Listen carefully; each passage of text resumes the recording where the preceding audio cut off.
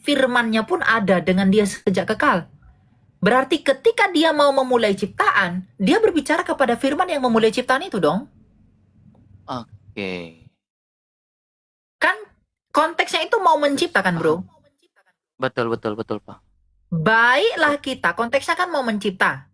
Nah, sumber yang membuat ciptaan itu ada siapa? Sumber ciptaan itu siapa? Firman. Firman. Sang Bapa Berarti itu. Bapa berbicara kepada siapa dong? Firman. Kepada firman. Jelas kan? Ya, relasi kasih yang kekal ya, 1 Yohanes 4 Relasi ayat 8 kasih yang ya. kekal. Perikoresis yang kekal itu. Antara Bapa dengan anak di dalam Roh Kudus dan anak kepada Bapa di dalam Roh Kudus. Jadi tuh nggak ngomong ke malaikat. Bahkan yang lebih ini ya, Bapak Gereja kita Agustinus dari Hippo, ia menolak Allah berbicara kepada malaikat. Tidak ada Allah berbicara kepada malaikat. Jadi kalau ada malaikat di situ, apakah malaikat sudah ada sebelum manusia diciptakan atau gimana kalau pandangan-pandangan timur ini? Dekat purba, dekat kuno yang saya baca buku tadi. Apakah malaikat sudah ada? Lalu malaikat diciptakan menurut manusia diciptakan menurut gambar malaikat juga karena kata kita di situ. Tidak. Enggak, ya? Tidak. Memang malaikat lebih dulu ada dari manusia, bro. Tetapi bukan manusia. Manusia itu tidak dicipta menurut gambar malaikat. Kalau bukti malaikat itu sudah ada sebelum manusia, ya dia udah jatuh sebelum manusia jatuh kan. Makanya dia yang menghasut manusia kan. Tetapi bukan kita, bukan menurut gambar malaikat kita diciptakan. Kalau kata kita itu dipahami Allah dengan malaikat. Jadi repot nanti, Alkitab itu jadi rusak kalau kata kita itu Allah dengan malaikat. Gitu. Betul. Jadi kata kita itu ya Allah dengan anaknya, dengan Yesus Kristus, dengan Sang Firman. Ya Allah Tritunggal lah itu. Allah Tritunggal ya, bukan yang lain-lain ya ini ya. Simple. Jadi hubungan Simple. kalau salah memahami Kolose 1 ayat 15 ini berdampak juga ke Kejadian 1 ayat 26 ya, Bro Elia. Pasti. Kalau bilang Yesus itu ciptaan berdasarkan Kolose 1:26, maka pemahaman Kejadian 1 ayat 26 ini pun salah gitu. Rusak jadinya. Yes. Ya. Memahami eikon toteo ini jadi rusak, gambar Allah ini menjadi rusak ya. Ya. Luar biasa teman-teman ya. Betul ya. Rusak ya. Oke Bro Elia, saya mungkin memberikan 3 kesempatan kepada 3 orang untuk bertanya kepada Bro Elia nih ya. Ya. Yes. 3 orang. Boleh ya Bro Elia ya? Oke. Boleh ya? Oke. Silakan bagi teman-teman yang ingin naik dan bertanya kepada Bro Elia tentang materi yang kami sampaikan itu, silakan ya, 3 penanya ya, 3 penanya ya. Halo, Shalom. Shalom Tias. Halo. Tias. Halo Ibu Tias, selamat malam. Halo Ibu Tias. Oh, halo. Ya, baik, silakan. Ada pertanyaan untuk Bro Elia terkait dengan materi yang disampaikan oleh saudara kita Elia. Oke, terima kasih. Saya kira cukup jelas apa yang sudah disampaikan Kak Elia. Terima kasih banyak. Cuman memang banyak sekali pertanyaan-pertanyaan yang serupa yang dilontarkan seperti yang sudah dijelaskan. Tapi saya pribadi sebenarnya sudah jelas. Cuman saya rada melenceng sedikit pertanyaannya, nggak apa-apa ya? Sesuai dengan tema Bu, tentang Yesus ciptaan atau bukan. Oke, mungkin agak nyerempet aja gitu. Saya masih agak bingung dengan, saya tahu bahwa Tuhan Yesus adalah Sang Pencipta, tapi apa kaitannya dengan Melkisedek? Apakah Melkisedek itu sesuatu yang diciptakan juga, atau apakah dia kedatangan Tuhan yang sebelum yang 2000 tahun yang lalu, atau apa misinya gitu? Jadi masih ada kaitannya dengan penciptaan dan ciptaan itu sendiri juga. Oke. Baik, betul. Terima kasih. Bro Elia, pertanyaannya jelas? Ya.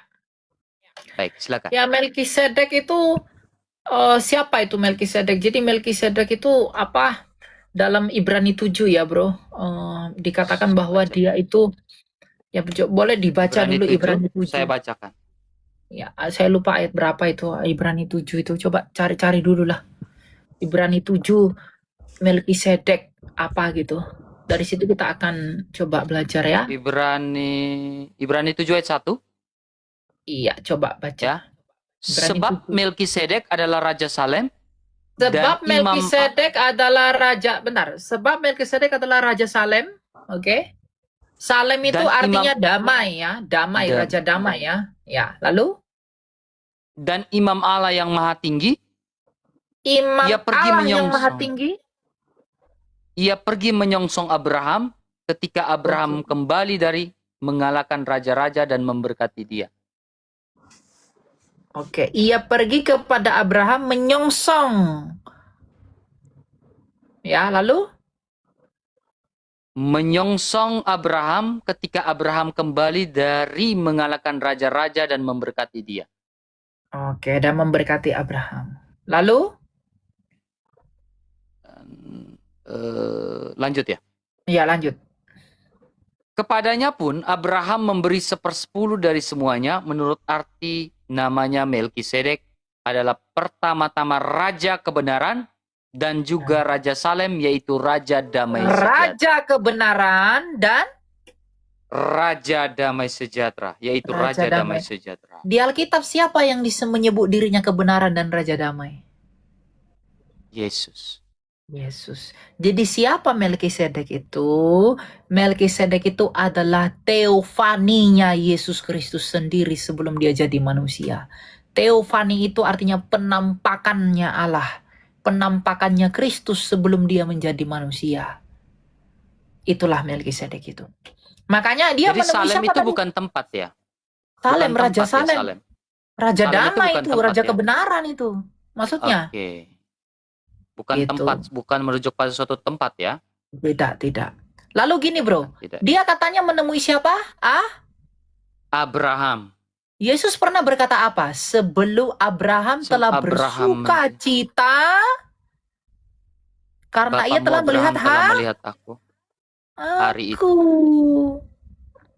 Yesus mengatakan sebelum Abraham ada, aku ada, dan ia bersuka cita karena ia telah melihat hariku. Kapan dia bersuka cita? Karena dia, Yesus sendiri telah memberkati Abraham. Yaitu Yesus. Cuma belum datang dalam inkarnasi, tapi datang dalam penampakan. Makanya dikatakan tidak punya silsilah. Tidak punya bapak, tidak punya ibu. Dan tidak diketahui asal-usulnya dari mana kan Melkisedek itu kan? Coba baca lagi. Melkisedek bukan ciptaan juga ya? Bukan. Coba apalagi baca lagi ayat-ayat berikutnya bro. Dikatakan tentang Melkisedek tadi. Oke, saya lihat ada lagi di Ibrani 6 ayat 20 nih. Berbicara tentang Melkisedek. Di mana Yesus telah masuk sebagai perintis bagi kita ketika ia menurut peraturan Melkisedek menjadi imam besar sampai selama-lamanya. Ia menjadi imam besar untuk selama-lamanya menurut peraturan Melkisedek. Itu dari Mazmur 110 ayat 4 kalau nggak salah. Coba baca.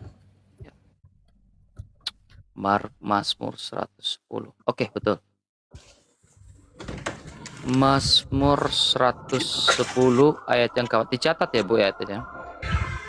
Mazmur 110 ayat 4, Tuhan telah bersumpah dan ia tidak akan menyesal. Engkau adalah imam untuk selama-lamanya menurut Melkisedek.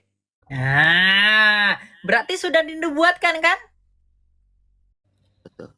Bahwa dia, Yesus, Sang Firman itu adalah imam besar menurut peraturan Melkisedek. Nah, Ibrani 7 ayat 3 dikatakan, coba baca bro.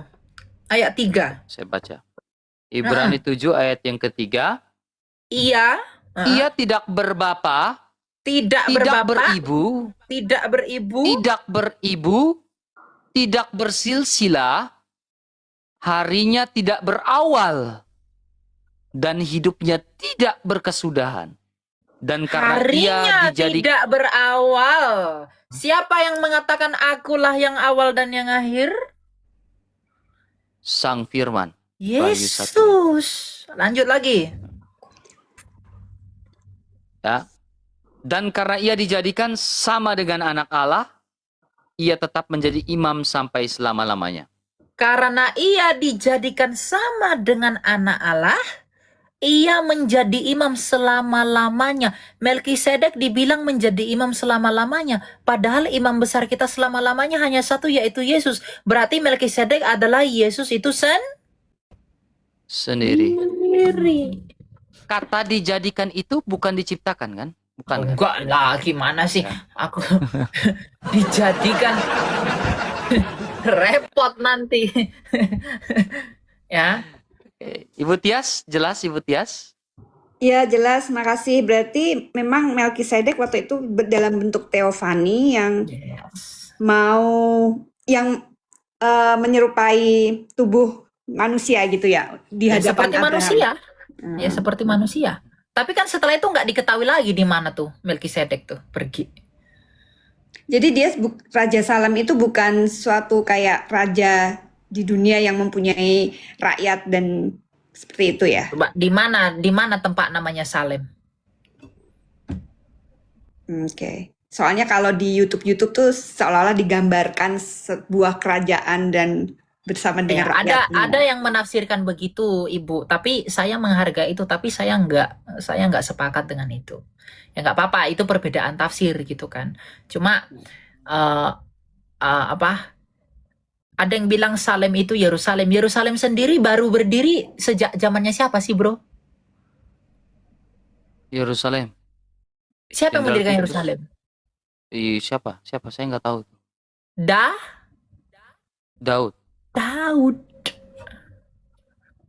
Siapa yang merebut Yerusalem itu dan dibuat menjadi nama Yerusalem? Ya Daud. Nah itu Melkisedek itu jauh dari Daud. Itu bapaknya Abraham itu. Belum ada Yerusalem waktu itu. Oh gitu ya. Ya. Biasa ya. Jelas Bu Tias? Oke, makasih penjelasannya. Ya. Alia dan Bang RK. Tuhan berkati. Tuhan memberkati. Oke. Saya persilakan penanya kedua ya Bro Elia ya. Boleh ya, Bro Elia ya? Maaf ya. Ya, penanya kedua terkait Yesus ciptaan atau bukan ya. Saya persilakan Ibu Lea ya. Silakan Ibu Lea.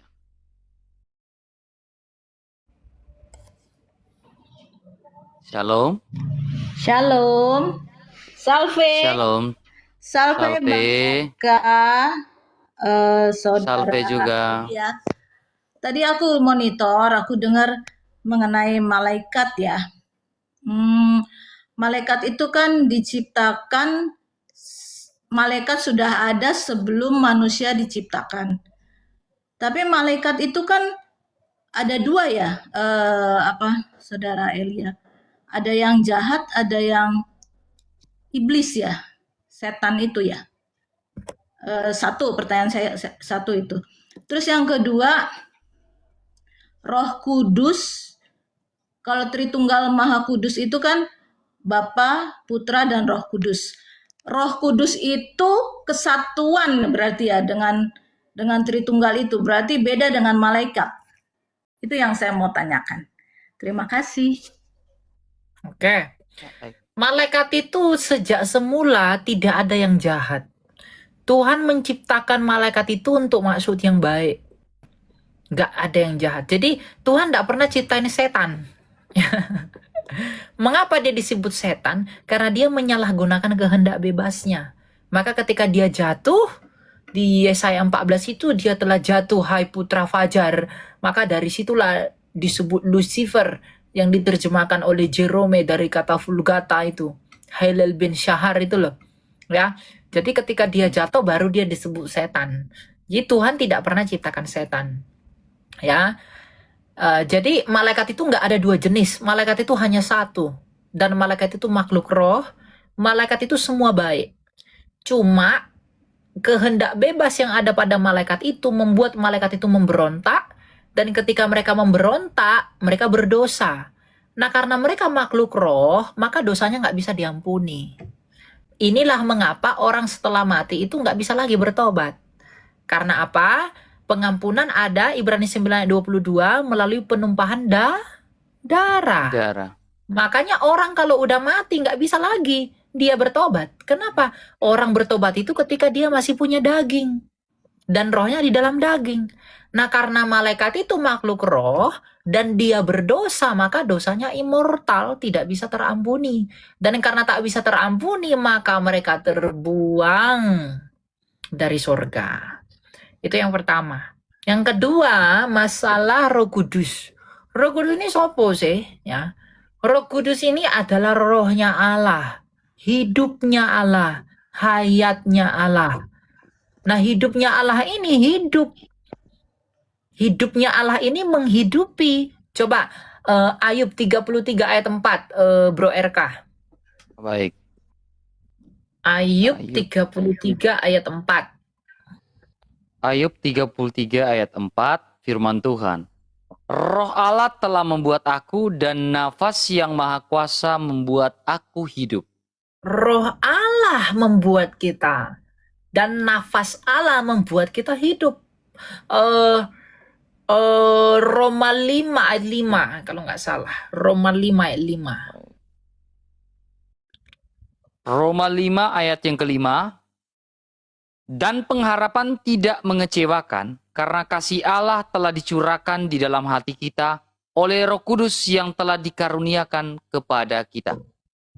Kasih Allah telah dicurahkan oleh Roh Kudus. Roh Kudus. Berarti tugas Roh Kudus itu mencurahkan kasih.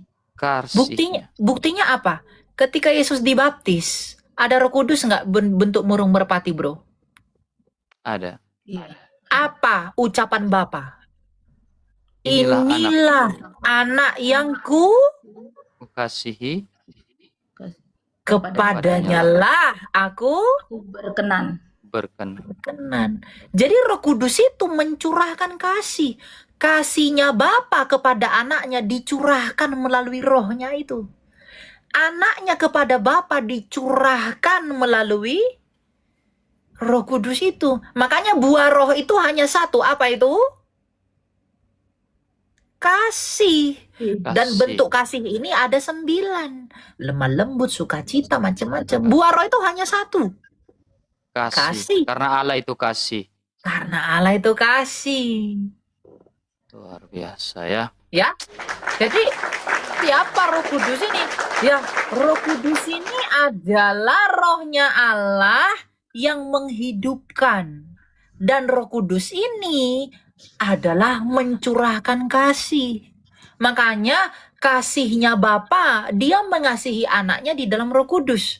Makanya ketika Yesus dibaptis dan Bapa mengatakan inilah anak yang kukasihi, ada Roh Kudus di sana untuk mencurahkan kasih itu. Ya, 1 Korintus 2 ayat 11. Kalau nggak salah. 1 Korintus 2 ayat 11. Siapa gerangan di antara manusia yang tahu bahwa apa yang terdapat dalam diri manusia selain roh manusia sendiri yang ada di dalam dia? Demikian pula lah tidak ada orang yang tahu apa yang terdapat di dalam diri Allah selain roh Allah. Tidak ada yang tahu di dalam diri Allah selain roh Allah. Nah, orang bisa percaya kepada Yesus karena siapa, bro? Karena Allah. Karena roh Allah. Roh Kudus disebut sebagai penolong. Jadi mengapa kita bisa mengerti Allah? Mengapa orang bisa percaya Yesus hanya karena Roh Kudus? Karena Roh Kuduslah yang memahami Allah. Hanya Roh Kuduslah yang tahu Allah. Sebagaimana roh kita yang tahu kita, maka hanya roh Allah yang tahu siapa Allah. Maka kalau kita mau mengerti Allah, kita mau percaya kepada Yesus, harus melalui pertolongan dari Roh Kudus yang adalah rohnya Allah. Allah. Nah, itulah bukti kasihnya. Jadi Roh Kudus itu siapa? Ya Roh Kudus itu rohnya Allah yang menghidupkan dan pencurah kasih.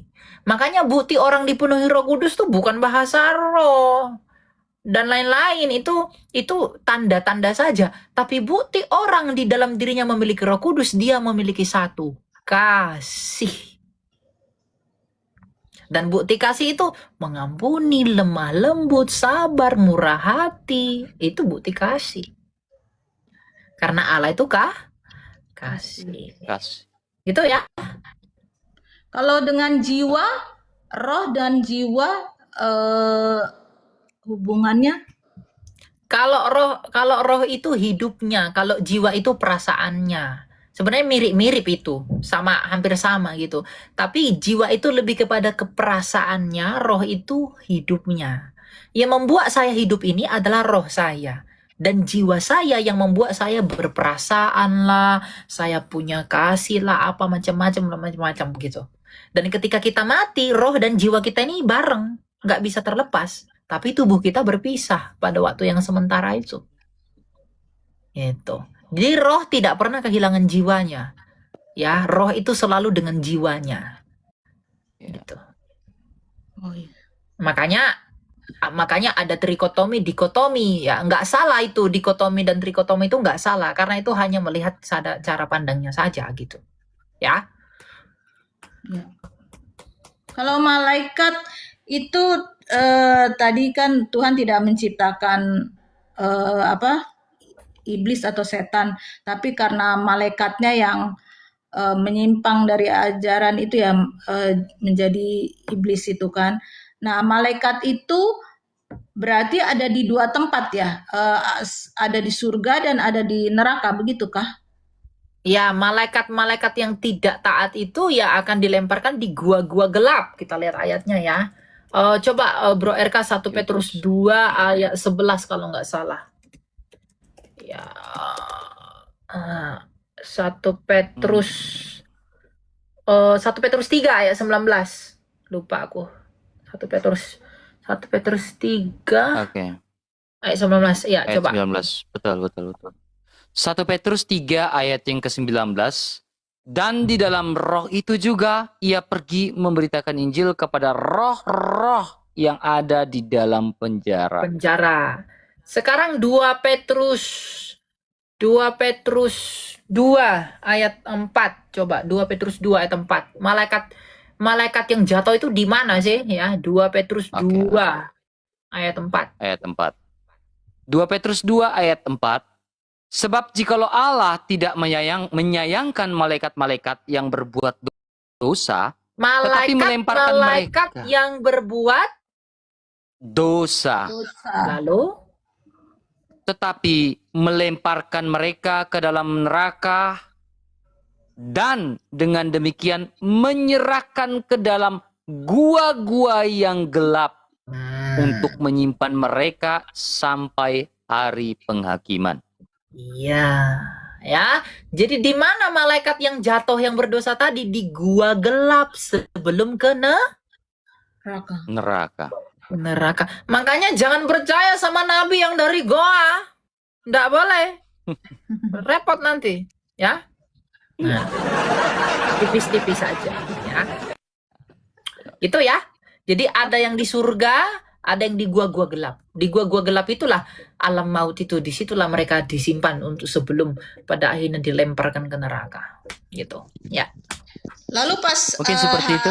Sesudah hari penghakiman itu, kita kan nanti ada penghakiman tentang ini ya, buku kehidupan itu. Lalu kalau misalnya kita dibawa naik ke surga, kita menjadi malaikat berarti kan di surga itu? Enggak lah. Kok jadi malaikat sih? Kita kan tetap kembali seperti Adam dan Hawa. Malaikat ya malaikat, manusia ya manusia. Kita menjadi seperti malaikat itu dalam konteks tidak kawin dan mengawin. Ya di sana nggak ada lagi kawin-kawin. Tapi kita tetap manusia. Manusia yang sudah dipulihkan kodratnya menjadi tanpa dosa. Gitu. Bukan wujud seperti malaikat gitu. Enggak. Kita tetap dengan tubuh yang baru, tubuh kemuliaan. Tapi nggak bisa mati lagi, nggak bisa lapar lagi. Gitu. Ya. Di sana selalu siang, tak ada air mata. Itu lagunya kayak gitu. Ke tempat penuh bahagia. Wahyu 22 ayat yang ke-1.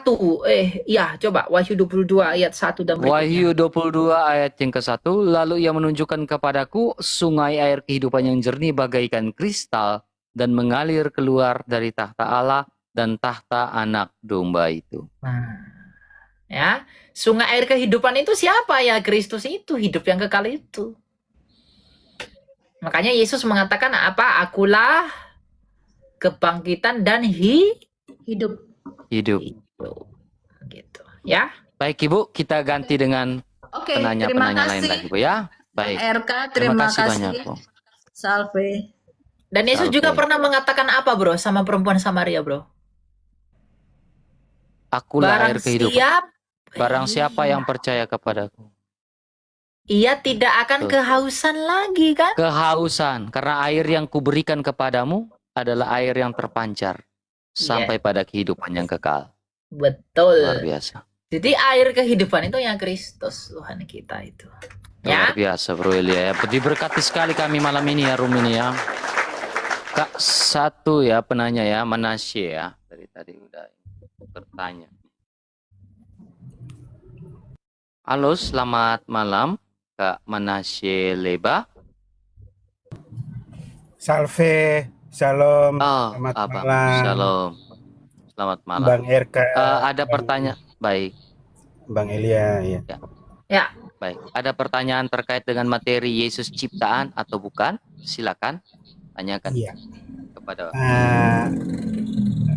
Kak Elia, kalau gitu Yesus itu ciptaan atau bukan ya, Kak? Bukan.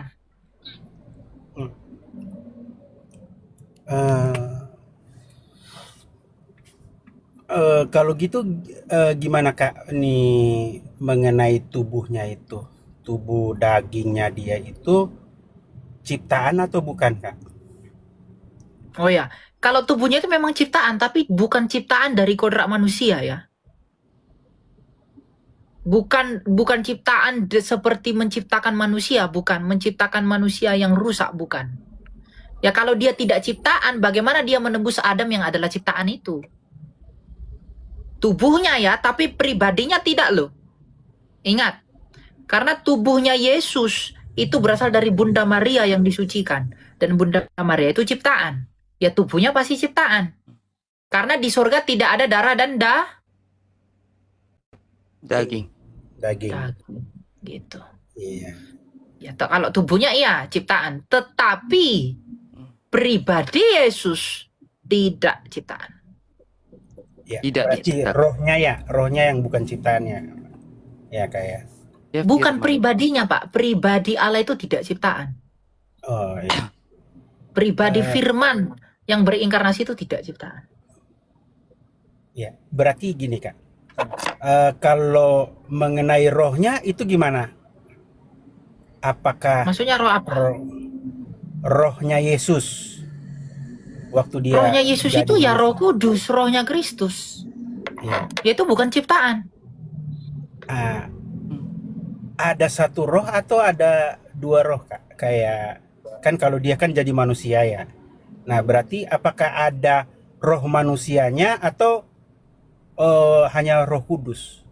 Gitu. Ya, itu perdebatan panjang. Apakah ada roh manusianya atau tidak ada roh manusianya? Tapi saya kurang percaya kalau Yesus punya dua roh.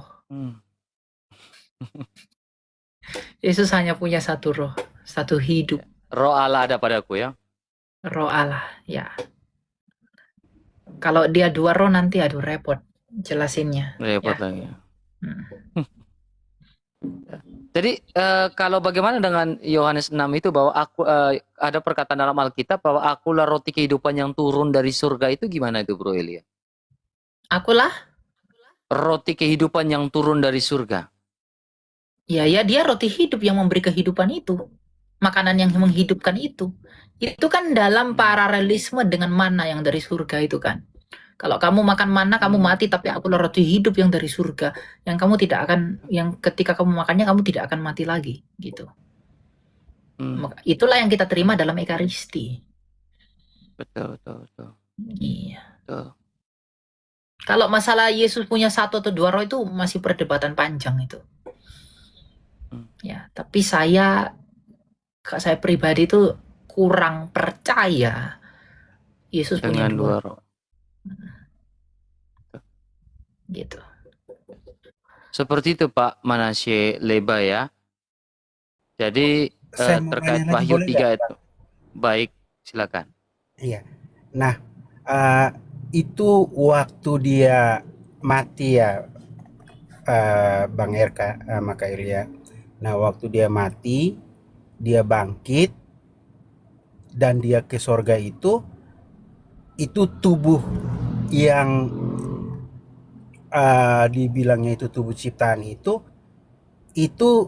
dibawa ke sorga atau gimana ya? Nah. Iya dong, dengan tubuh yang sama kan dia bangkit kan? Makanya ketika Thomas mencek ada lubang, lambungnya juga tertusuk, tapi dalam keadaan yang sudah dimuliakan yang tidak bisa mati lagi. Makanya begitulah nanti tubuh kita yang akan dipermuliakan yang baru. Gitu. Tubuh yang akan dimuliakan itu ya seperti itu. Makanya Bapak gereja kita ya, Athanasius kalau nggak salah ngomong, apa yang tidak diambil Kristus itu tidak ditebus oleh Kristus. Gitu.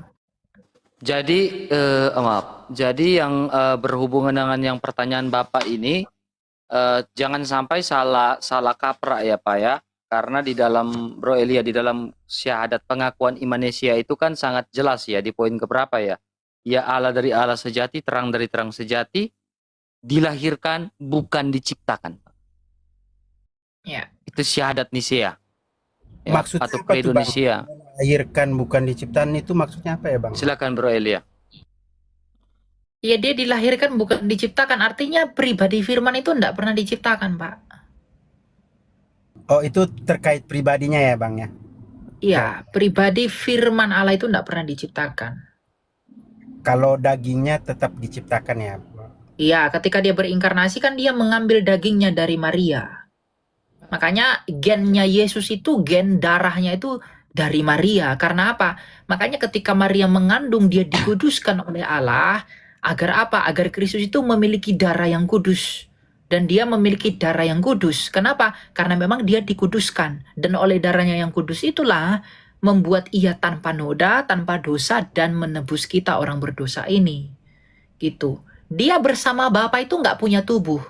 Kalau dia punya tubuh bersama Bapa, berarti di dalam Allah yang ada roh itu ada tubuh. Jadi di surga sebelum berinkarnasi dia nggak ada tubuh. Justru karena di surga tidak ada tubuh, makanya dia berinkarnasi menjadi daging. Kalau di surga udah ada daging, dia nggak berinkarnasi, namanya dia turun aja.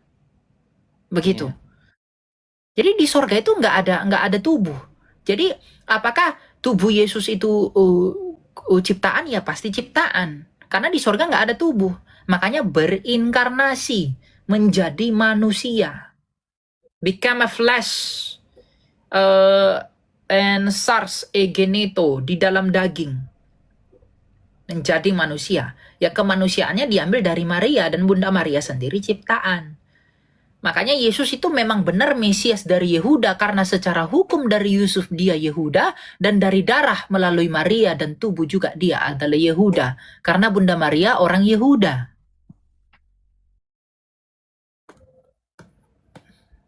Begitu. Ya. Kalau ini akan berhubungan dengan Galatia 4 ayat 4 ya Bro Elia ya. Apa itu Galatia 4 ayat 4? Saya bacakan. Tetapi setelah genaplah waktunya, maka Allah mengutus anaknya yang lahir, ya, bukan diciptakan, ya, dari seorang perempuan dan takluk pada hukum Taurat, ya. Di Ya. situ udah kata lahir itu menggunakan kata genomenon ya. Artinya ya lahir. Artinya lahir juga nggak genomenon itu, Bro Elia? Iya lahir. Ya dilahirkan oleh Lahir. Maria, makanya Maria disebut Theotokos kan. Betul. Tapi lahir dari Allah itu, lahir dari Maria dengan lahir dari Allah itu beda loh. Betul. Betul. Bedanya Jadi- gimana itu, Bro Elia? Ya lahir dari Allah itu sejak kekekalan. Lahir dari Maria itu ada waktunya, yaitu ketika inkarnasi itu. Begitu. Makanya Yesus dikatakan dilahirkan bukan diciptakan. Itu merujuk kepada ya dia dilahirkan. Secara dia dilahirkan masuk ke dunia melalui Maria, betul. Dia dilahirkan melalui Allah, betul. Tapi dia tidak pernah diciptakan. Pribadinya itu tidak pernah diciptakan. Itu yang perlu dipahami. Pribadinya itu tidak pernah diciptakan. Gitu. Baik. Jelas ya Pak Manasye Leba ya. Jadi kalau menggunakan narasi lain, ya maksudnya ketika menggunakan narasi lain seperti yang Bro Elia jelaskan, maka ya paling kurang ada literatur yang jelas untuk melawan kredonesia ini, Pak. Kalau mau melawan kredonesia ini ya pasti dianatemakan. Seperti itu, Pak. Pengakuan iman Athanasius itu udah jelas kok. Itu Pak Manasye. Iya, Bang, kalau nanti waktu dia datang ke dunia ini Bang ya, kayak itu nanti dia pakai tubuh yang mana Bang? Maksudnya yang waktu tubuh daging yang ada di bumi itu atau gimana ya Bang ya? Maaf. Itu aku agak Tubuh kemuliaan tadi tuh yang di Bro Elia jelaskan. Silakan, Bro. Ya nanti ketika Yesus datang, dia akan datang dalam tubuhnya yang mulia itu. Tubuh yang benar-benar mulia. Ya tubuh kemuliaan yang sudah dipermuliakan, yang semua mata itu nggak akan sanggup melihat dia nanti. Tadi dengerin apa sih Pak? Kita jelasin. Iya, maksudnya masih ada gak lubang paku atau di lambungnya itu masih ada gak atau udah nggak ada Bang? Saya nggak tahu dia ada lubang paku atau tidak. Nanti kita sama-sama lihat. Oh, yang pasti itu dia datang dengan tubuh yang baru Dengan ya. tubuh kemuliaan. Tubuh kemuliaan. Tubuh kemuliaan.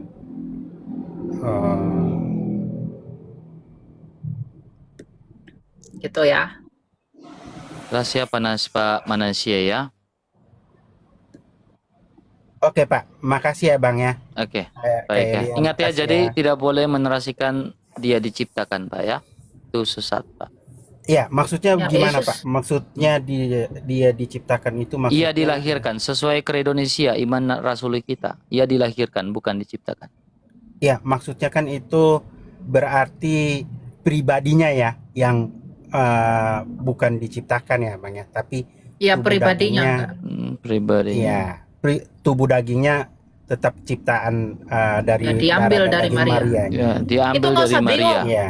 Itu nggak usah bingung. Athanasius dari Alexandria ini mengatakan begini. Saya baca ya. Logos itu kekal dan tidak diciptakan. Dalam inkarnasi ia mengambil tubuh dari perawan Maria. Tubuh itu nyata dan termasuk ciptaan. Yang tidak diciptakan mengambil yang diciptakan. Baru Gregorius dari Nazianzus mengatakan apa?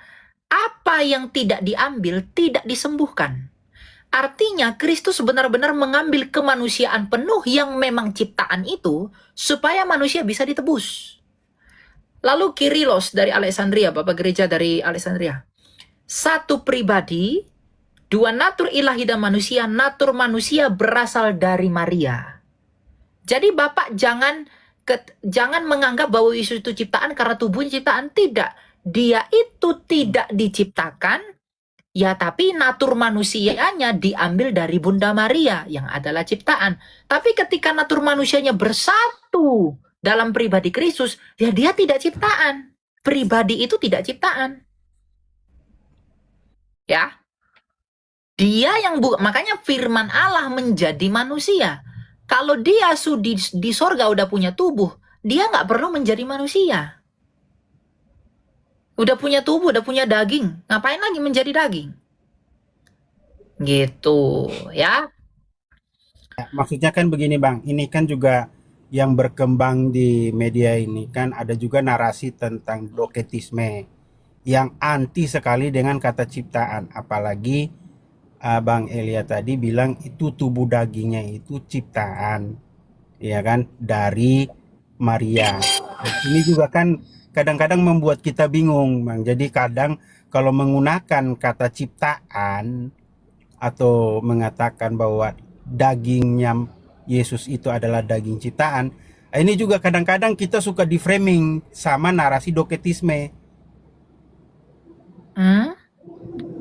bahwa tubuh dagingnya itu bukan ciptaan, tapi tubuh dagingnya itu adalah darah dan daging dari sorga gitu.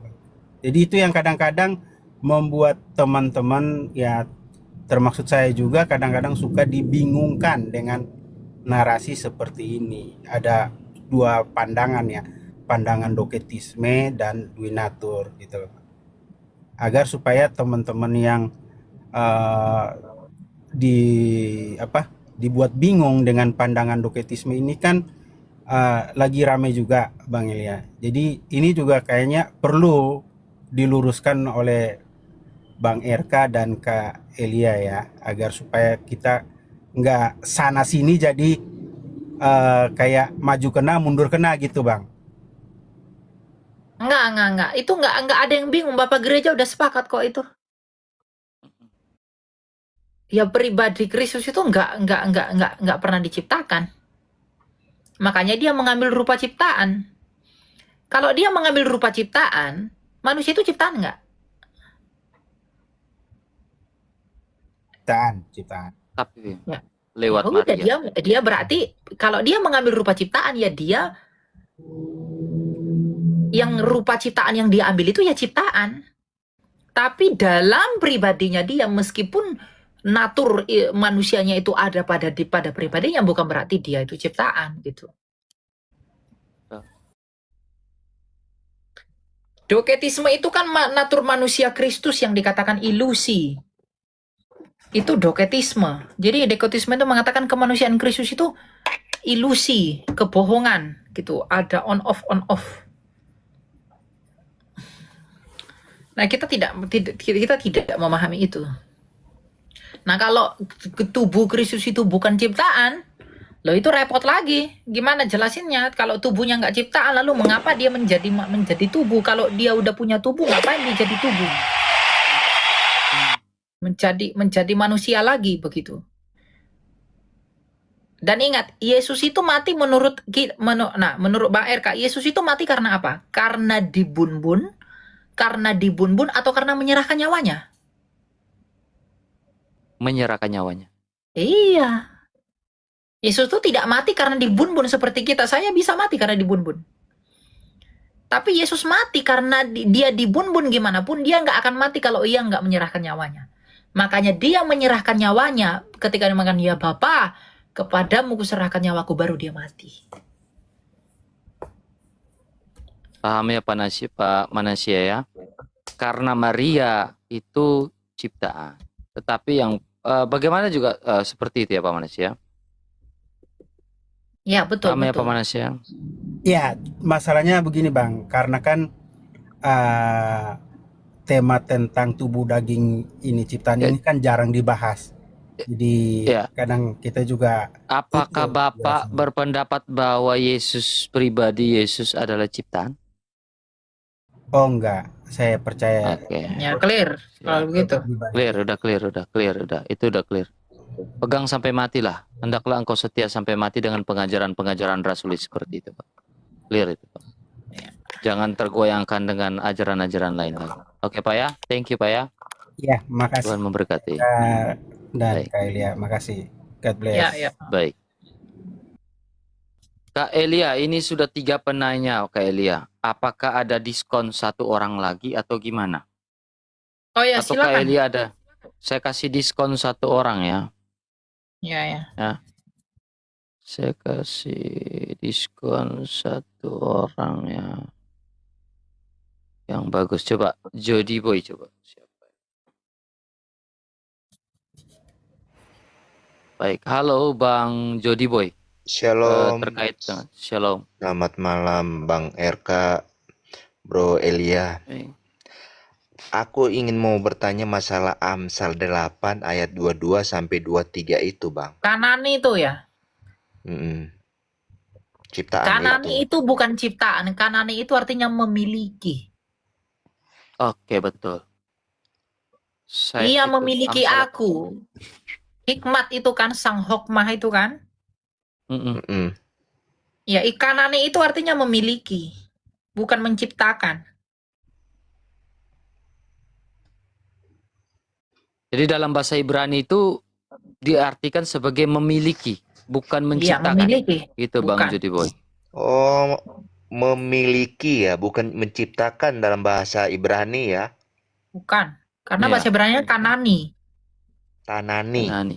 Oh, ngerti. Iya, sang hikmat. Yang ayat 23 itu gimana? Apa ayat 23-nya? Saya bacakan ya. Iya. Sudah pada zaman purbakala aku dibentuk pada mulanya pertama sebelum bumi ada. Iya. Gitu. Apa yang aneh dengan ayat itu? Pada mula pertama sebelum bumi ada. Ya. Aku dibentuk pada mula pertama. Gitu kan.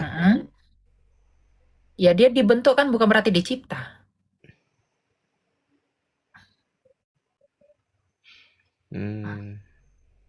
Kanani itu bukan artinya dicipta, itu memiliki itu. Sang hikmat, sang hokmah. Memiliki, oke. Terima kasih banyak Bang RK dengan Bro Elia. Oke, saya izin turun ya, aku ngerti sekarang. Shalom. Ya, Shalom.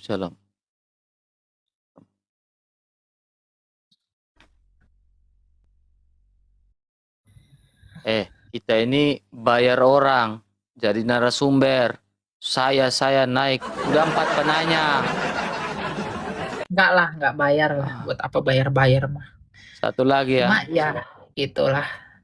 Silakan. Ini satu lagi ini nggak habis ini Bro Eli. Orang dia ini satu lagi aja, baru nanti Bro RK satu lagi ya. Ya, satu lagi baru saya closing statement ya. Oh, ini Bang Kensi dari tadi ini.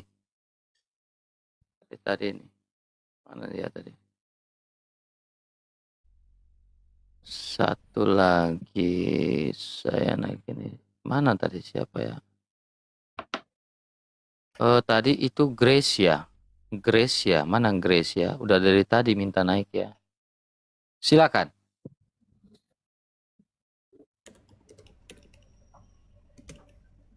Nanti kita buat acara ini lagi ya, karena ini sangat bagus ya. Silakan. Shalom. Iya, saya mau tanya untuk memperdalam aja sih. Sebenarnya sih udah tahu, cuma jujur masih agak bingung sih. Saya mau tanya, tolong dijelaskan gitu sama Elia, yang Kisah Para Rasul 11 ayat 30 sampai 31 itu loh, yang Yesus berapa, Bu? Maaf. Kisah Para Rasul 11 ayat 30 sampai 31. Kisah Rasul berapa? 11. Sorry. Ayat 4. Kisah Para Rasul 4 ayat 30 sampai 31. Baik. Kisah Rasul 4 ayat 30, ulurkanlah tanganmu untuk menyembuhkan orang dan adakanlah tanda-tanda dan mujizat oleh nama Yesus, hamba-Mu yang kudus. Dan ketika mereka sedang berdoa, goyanglah tempat mereka berkumpul itu, dan mereka semua penuh dengan Roh Kudus, lalu memberitakan firman Allah dengan berani. Pentakosta. Silakan berdua. Nah, jadi yang saya tanya, di situ kan murid-muridnya Yesus kan sebut Yesus itu hamba-Mu yang kudus. Nah, di 31 itu kan posisinya, maksudnya menjelaskan waktu mereka berdoa itu kan menjelaskan posisinya Yesus sudah naik ke surga ya. Karena kan Roh Kudus sudah turun gitu. Nah, jadi yang saya tanya, kenapa maksudnya murid-murid Yesus masih menyebut Yesus itu hamba-Mu yang kudus gitu loh. Bukannya dia udah jadi raja gitu ya.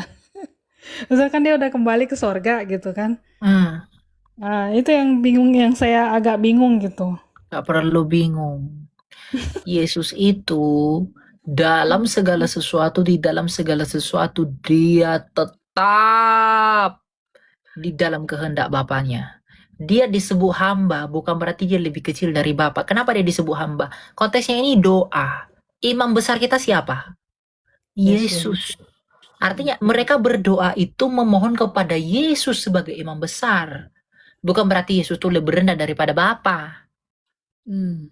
Jadi Iya, saya gelar saya hamba percaya itu gitu. bukan berarti Yesus lebih rendah dari Bapa. Hmm.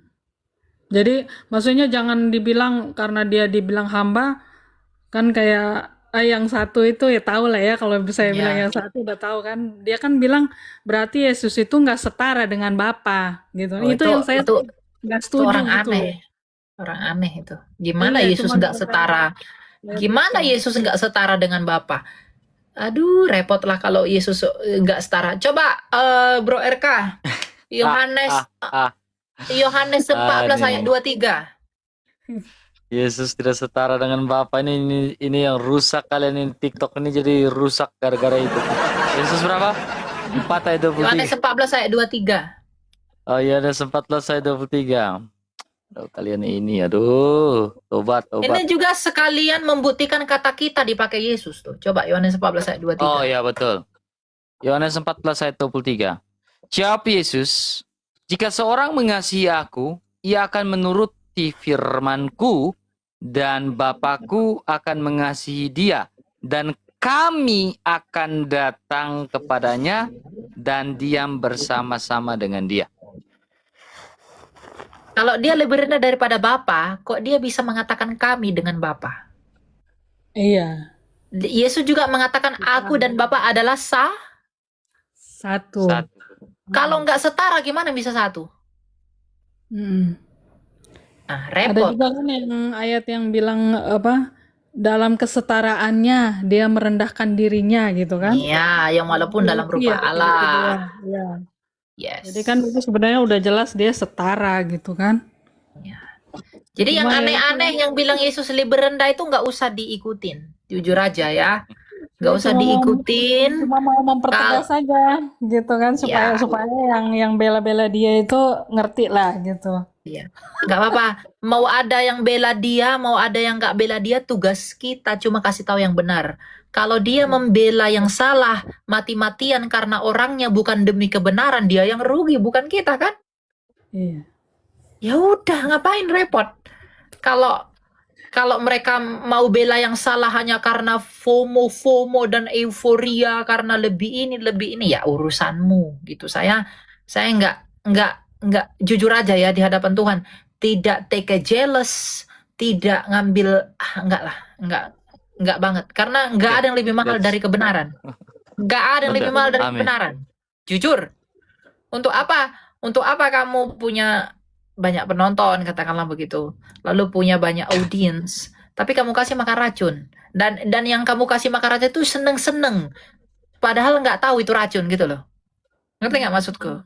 Jadi nanti Yesus ini ketika dikatakan lebih rendah, mengapa hambamu yang kudus di sana? Karena Yesus menjalankan fungsi keimamatan. Karena dia imam besar kita kepada Bapa. Ya, Yesus mengatakan apa? Tak seorang pun yang dapat datang kepada Bapa kalau tidak melalui aku. Berarti dia pengantara kita yang esa itu kepada Bapa kan? Iya. Imam besar. Repot. Bersihinnya repot, capek. Makanya jangan aneh-aneh lah ya. Jangan capek lah Elia, karena dia aja semangat tuh, jadi orang semangat juga gitu.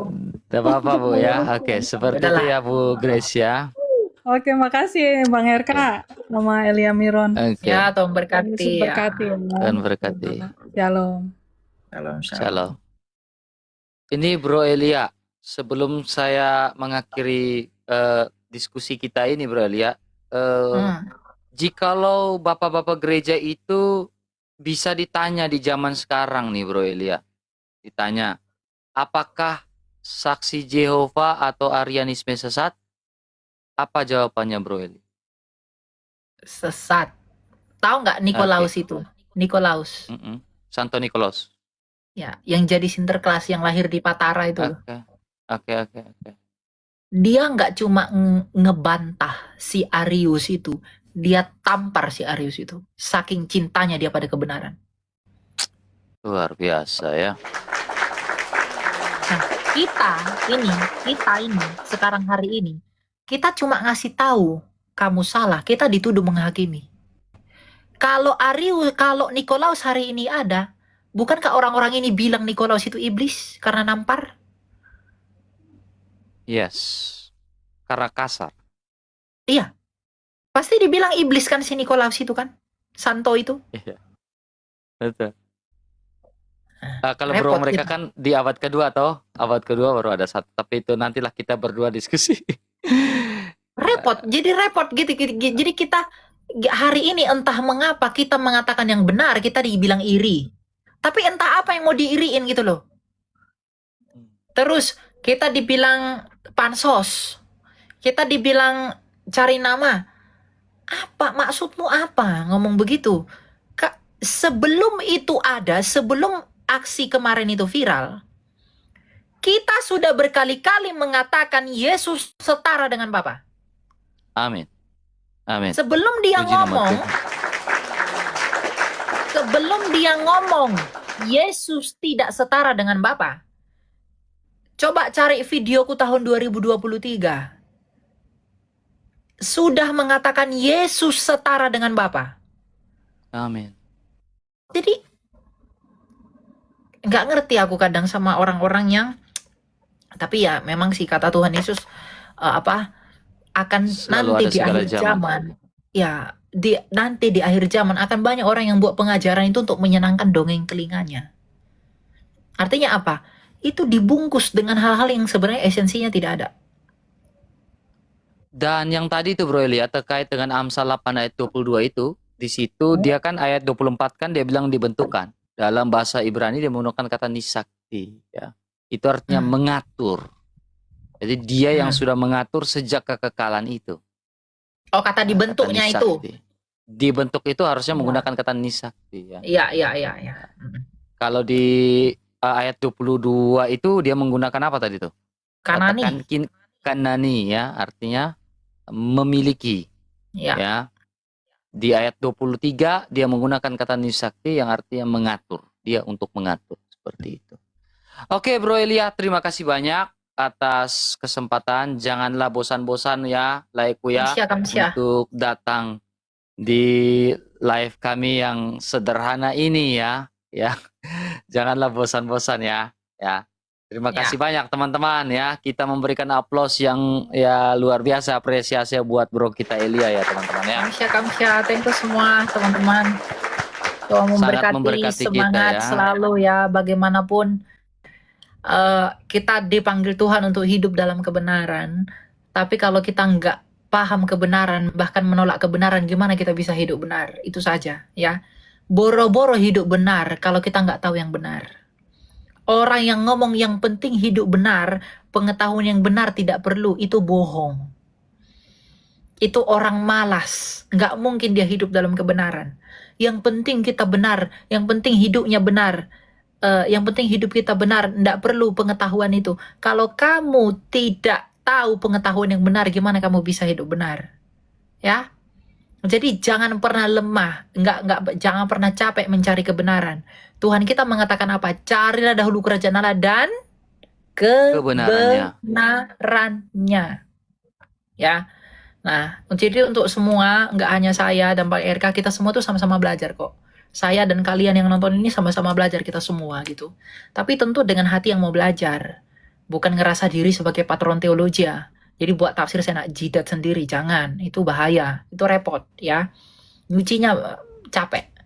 Nah, buat Pak RK juga thank you. Dan semangat selalu, jangan pernah capek untuk apapun kata orang, apapun tanggapan orang tentang kita, kalau kita tetap di tracknya, hambatan pasti ada. Karena semakin kita lurus, hambatan itu pasti akan ada untuk berusaha membelokkan kita.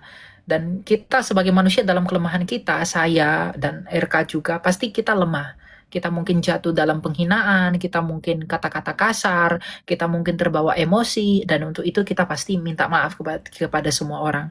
Tapi terlepas dari semua itu, nggak ada manusia yang luput dari kesalahan, dari kelemahan, dari karakter. Tetapi kalau itu justru kebenaran ajaran inilah yang harus kita fokuskan. Karena kalau fokus pada pribadi karakter masing-masing, nggak akan ada selesainya. Tapi kalau kita fokus pada kebenaran itu udah selesai kok itu 2000 tahun lalu. Itu maksudnya. Nah, jadi dewasa dalam menyikapi. Karena gini, kamu ngelihat orang itu baik, ajarannya menyesatkan, itu nggak, kebaikan dia itu nggak bisa tolong kamu. Ajaran dia itu membinasakan kamu. Makanya Alkitab tidak mengajarkan kita untuk hidup baik, tapi untuk hidup benar. Karena hidup baik itu relatif. Baik menurut Kadrun adalah mereka yang beristri 4. Yang mengawini anak-anak, itu baik bagi mereka. Baik bagi mereka talak 1, talak 2. Baik bagi mereka punya anak, cerai, kawin cerai. Itu baik bagi mereka. Bagi kita itu nggak baik. Tapi apakah itu benar? Itu tidak benar. Ya? Jadi carilah hidup yang benar, bukan hidup yang baik. Baik itu macam-macam. Oke? Gitu ya, brother. Thank you. Tuhan berkati selalu. Saya pamit dulu. Saya mau mandi. Bye. Baik, terima kasih. Sampai jumpa di Jakarta ya, Bro Elia ya. Ya, sampai jumpa. Nanti kabar aja ya. Just call me. Oke, siap. Saya izin turun ya, layakku. Ya, Mau lihat ya. gudang? Mau lihat ya? Ya. Oke, luar biasa teman-teman ya pengajaran kita malam hari ini dari Bro Elia ya, dari layak kita ya. Mau lihat gudang ya. Dan untuk teman-teman ya, jangan lupa untuk follow-follow akun Bang RK. Bang RK akan lebih sering membuat sebuah pengajaran-pengajaran ini dan mencoba berkolaborasi dengan para hamba-hamba Tuhan untuk memberikan pengajaran-pengajaran seperti ini teman-teman ya. Jangan lupa di follow-follow dan di love orange kan kalau punya 1 koin ya. Ya. Ya, seperti itu ya teman-teman ya. Jadi pada intinya ikuti ajaran yang apostolik teman-teman ya. Pengajaran yang apostolik yang sudah tertera jelas dalam konsili itu ya. Jangan keluar dari ajaran-ajaran bapak-bapak gereja teman-teman ya, karena ketika Anda keluar dari ajaran bapak-bapak gereja maka ya jawab sendiri. Ya, jangan pernah keluar dari situ ya. Asik dapat gift RK nih bos, senggol dong. Oke guys, seperti itu teman-teman ya. Pengajaran ini adalah berusaha untuk membangun iman kita. Seperti yang Bang RK sampaikan di awal adalah jangan sampai iman kita itu menjadi defisit dalam sebuah ilmu kesehatan atau dalam posyandu, kesehatan ibu dan anak. Anak diberi ASI eksklusif itu 9 bulan.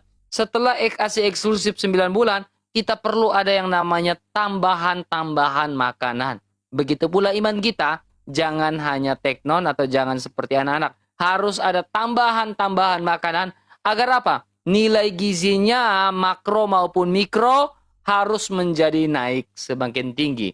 Jangan sampai dia defisit dan pada akhirnya menjadi apa? Iman kita menjadi apa? BGM atau di bawah garis merah.